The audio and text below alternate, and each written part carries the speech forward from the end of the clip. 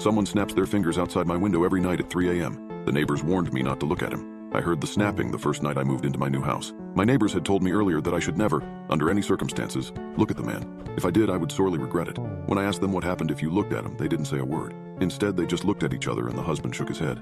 I should have taken their advice. By the time I was in bed that night, I had already forgotten about their warning. Until it started. I could hear the snapping, echoing from somewhere down the road, and I had forgotten to close my blind. Stupid mistake. I was just about to get out of bed and shut the curtains when suddenly the next snap came from right outside the bedroom window. I let out a startled cry. The house was a good 20 feet from the public sidewalk and separated by a garden gate and then a row of bushes. Somehow he had cleared that distance in less than a second. I covered my face with the pillow and curled up into a ball. A whispered prayer escaped my lips, and I hoped that God was stronger than whatever was outside. The thing started walking back and forth, going just past my house each time. His snapping started out slow and rhythmic, but got faster and faster each time until it reached a feverish speed. As they sped up, the snaps grew louder, much louder than any sound a human snap could make, to the point that they rattled the window glass in its pain and drowned out every other sound. I began to shake and shouted for Jesus to protect me. It was growing increasingly difficult to lie there defenseless in bed as the snaps grew louder. Part of me wanted desperately to jump out of bed and face whatever monster was outside, but it wouldn't stop. It just got louder and louder until my eardrums felt like they were about to burst. I tried stuffing the corners of my pillow down my ears, but it did nothing to quiet the incessant roar. Then just like that, there was silence. The noise stopped so suddenly that it was almost startling. From outside, a gravelly reptilian voice said, not in a whisper but in a low and quiet tone, "Good night." I can't put into words how frightening the experience was, but I had just bought the house. There was no way I could move out already. I got up without opening my eyes and shut the window curtains. It took 4 more hours to fall asleep, and even then only because the sun was starting to rise and the world felt safe again. After a while, I developed certain strategies for coping with my nightly visitor. I asked around, and some people in the neighborhood let me know that you could help drown out the noise by leaving a fan on through the night. It sounded dumb at first, but I was desperate enough to try anything at that point, and sure enough, it worked. The snapping was still loud but endurable, and after a week, I was sleeping through the whole thing.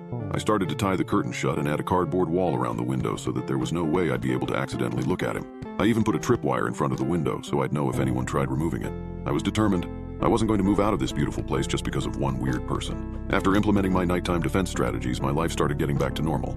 I settled into my new job and even became friends with a couple co-workers. One was a goofy guy named Tyler who's stupid in a fun-to-be-around kind of way, and the other was a beautiful girl I was flirting with named Amanda. I thought we'd all be friends for life.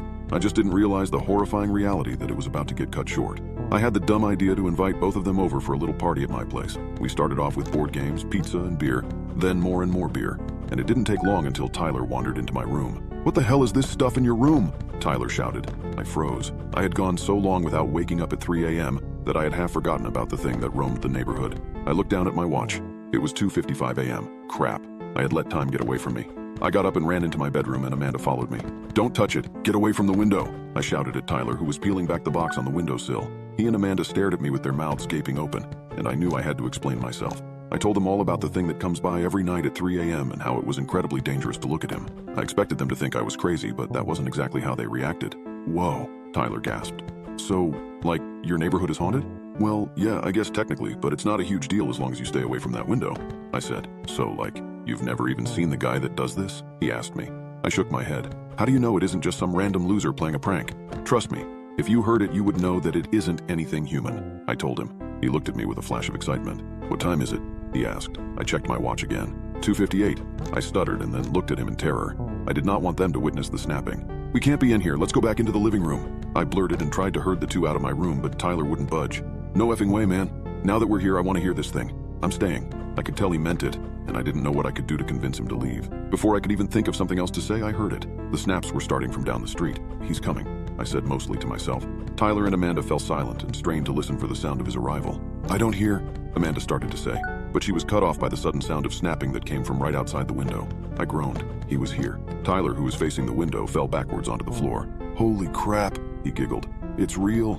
I didn't like the look I saw on Tyler's face. He was eyeing the window up and down like it was a roller coaster he was about to ride, a plunge into adventure that he was ready to take. "Come over here, Tyler. It's not safe by the window," I said, but my words were lost on him. "Tyler, get over here," Amanda yelled. The snapping started to get louder and Tyler's visage changed from excited to afraid. However, that glimmer of adventure still shone in his eye. "Why can't we look at him again?" Tyler shouted over the growing noise. He started to move hesitantly towards the rattling window. I tried to shout back an answer, but the snapping was already deafening and it drowned out any sound of my voice. The fan was turned off. Amanda covered her ears and crouched down to her knees. I could tell by her face that she was crying. For a second, I bent down to comfort her, and when I looked up, I just barely caught Tyler's mouth moving. I'm not the best lip reader, but I could tell he said something like, "I think I'm going to open the window." as he reached to pull the box off the windowsill. I sprang up from the floor across the room towards him and shouted with all my might for him to stop, but it was too late. Just as I was about to reach him, Tyler undid the curtains and he laid eyes on the terrible thing outside. I shielded my own eyes with my elbow just in time, but that didn't stop me from hearing Tyler's screams, because as soon as Tyler opened the curtains, the snapping stopped. The thing outside the window let out a deep animal moan of pleasure, and then all we could hear was a mortifying, blood-curdling wail. It came from Tyler. After a few seconds, the screaming subsided, and I hesitantly decided to open my eyes. Tyler was sitting in the corner, slumped over like a drunk. His mouth was turned up in a slight smile and drool poured out of the corner. "Tyler," I began to talk to him. He looked over when I said his name, and I saw that his eyeballs were all white. They didn't pupils or irises, not even any veins. They were just pure white, like two cue balls stuck in his skull. He smiled wider. "Tyler, are you all right?" I asked. "I'm fine," he said dryly as he stood up. I looked at the watcher and he has helped me truly see. He took a step toward us. "I think you two should look. I promise you won't regret it." He took another step forward and reached a hand out in our direction. "Just take a quick peek. I won't tell anyone." At that moment, a dull thud came from the window. Tyler went on talking and staggering towards us. I put a protective arm out in front of Amanda in a feeble attempt at shielding her from whatever terribleness had entered the body of our friend. "You should take a look. It's not so bad. It's not like what they've told you." There was another thud against the window. It sounded like something was pounding on the glass. "I promise I wouldn't lie to friends," Tyler said. Thud. "Do I look like I'm hurt?" I wanted to answer that he did look hurt, but I knew it wouldn't do much. There was something very wrong with him.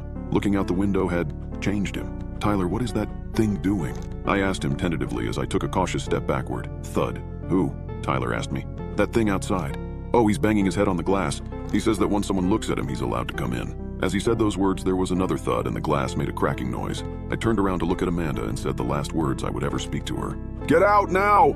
She took off running and I followed close after. Behind us, I heard Tyler call out, this time in his normal voice, as if the real Tyler had fought his way out of the prison that was his mind. By the time I got through the front door, Amanda was already out of sight. Her car wasn't in the driveway, so I assumed she made it to safety. My car was in the garage and the keys were up in my room, so I ran away on foot. New screams and the sounds of tearing flesh echoed out into the night as I crossed the lawn and scampered down the sidewalk. There was so much adrenaline in my system that running was not difficult, even though I was severely out of shape. I ran until my frantic legs carried me to a public place, a fast food restaurant that I had never noticed before. Thank God it was open. I burst inside and collapsed onto the sticky tile floor where a worker had just mopped. He looked slightly annoyed, but not in the least bit shocked. I guess the graveyard staff at a fast food place see a lot of crazy shit. As soon as I regained my breath, I pulled out my phone and called 911. I told the operator that someone had broken in and attacked my friend. I hoped there was still a chance for Tyler, but in my gut I knew that it was over for him. The operator asked where I lived, and when I gave her the address, her tone of voice completely changed. "Did he look out the window?" she asked. I guess emergency services was already aware of the thing that wandered the neighborhood. "Yeah, he did," I sniffled. "Well, I'm sorry, sir, but there's nothing we can do for your friend. We will try to recuperate most of your belongings in the morning, but you cannot go back to that house. Do you have somewhere else you can stay?" she asked. I was speechless. There was nothing they could do. What was that thing that went snapping outside my window every night, and how was it so terrifying that even 911 wouldn't mess with it? Eventually, I lied to her and said I could stay at a relative's house, but truthfully, I had nowhere to go. My only two friends in the area were Tyler and Amanda, one of whom was literally in the belly of the beast and the other wasn't answering my calls. I eventually moved to a new neighborhood with a good job and new friends. Things are going great, but I'm starting to get a little worried. My next door neighbors just called and said that they want to come over to discuss some community guidelines. They said it has something to do with locking your doors every time there's a full moon. I swear I can't take this stuff anymore. Why can't I just find a decent place to live?